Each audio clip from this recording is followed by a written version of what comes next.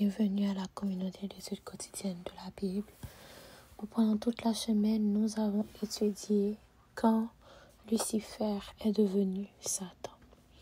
En ce vendredi 12 avril, nous allons voir les leçons quotidiennes. Donc pendant toute la semaine, nous allons répondre à certaines questions, à certaines pistes de réflexion qui vont nous permettre de découvrir, d'observer les sujets que nous avons étudiés pendant cette semaine. La première question, comment le caractère d'amour de Dieu serait-il révélé dans sa façon de traiter Lucifer? Premièrement, c'est qu'il a pris patience, il lui a donné des chances de changer de position, donc de point de vue. Il l'a exhorté, il lui a laissé le choix de décider. Comment Dieu a-t-il répondu aux mensonges de Satan? Tout simplement en répandant la vérité. Comment Jésus a-t-il manifesté le caractère de Dieu? Mais premièrement, il l'a manifesté, c'est en mourant pour l'humanité, en se rendant impur sur la croix pour nous, et tout cela par amour, en étant serviable, gentil, en venant en aide à ceux qui étaient dans le besoin.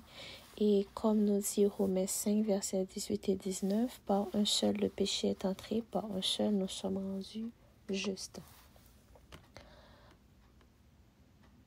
Comment la croix a-t-elle réfuté les affirmations de Satan à tout jamais?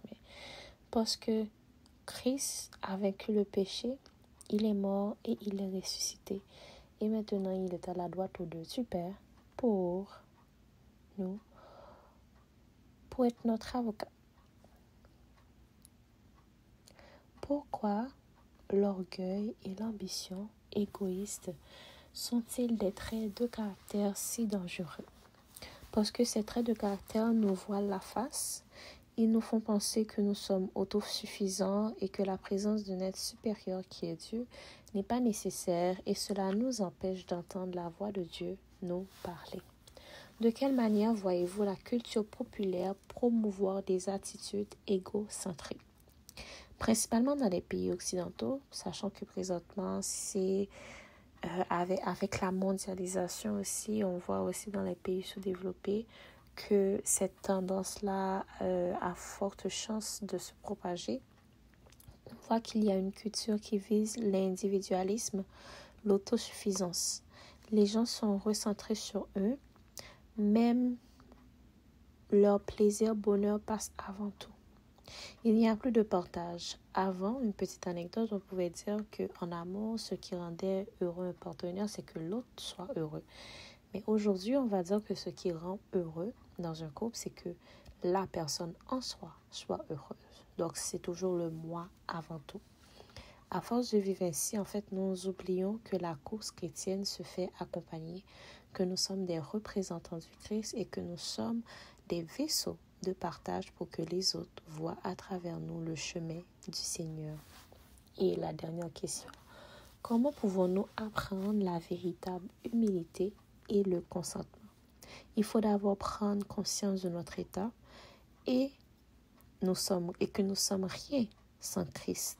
Le demander de nous aider à être remplis de lui, que sa puissance nous aide à ne pas nous attarder sur ce qui dérange, mais plutôt de passer du temps à grandir avec lui, tant en lisant sa parole qu'en priant et aussi à pratiquer l'humilité dans tout ce que nous aurons à entreprendre dans notre vie.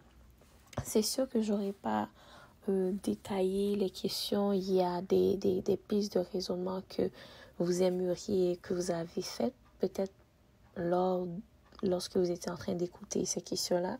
Donc, je vous invite à partager vos réponses avec nous dans les commentaires et ainsi plus de personnes vont pouvoir bénéficier de ces paroles-là. C'était la leçon de cette semaine quand Lucifer est devenu Satan. Encore une fois, merci à vous tous d'avoir pris le temps d'être avec nous à la communauté d'études quotidiennes de la Bible. Nous vous donnons rendez-vous la semaine prochaine pour une nouvelle leçon où nous allons étudier la leçon qui a pour titre « Le choix vous appartient ». Soyez bénis.